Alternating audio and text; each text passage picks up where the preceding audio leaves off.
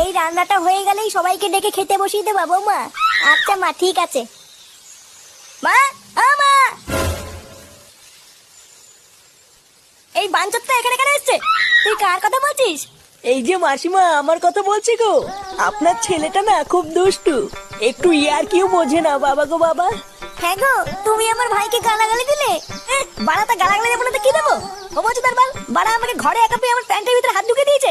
মা গো মা, জামাই বাবু তুমি অত রেগে যাচ্ছ কেন? আমি তো তোমার শুধু একটু সাইজটা দেখছিলাম গো।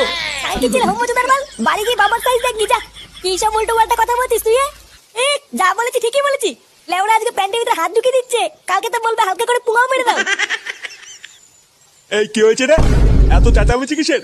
দেখুন না মেশামশাই, মা গো মা, আপনার ছেলে একটু ইয়ার কেউ বোঝে না। ওটাই আর কি ছিল বাঞ্চদ? দেখেছেন তো কিভাবে বলছে। দেখো মা, আমি কিন্তু বলে দিচ্ছি, এই চুদির ভাই যদি বাড়ি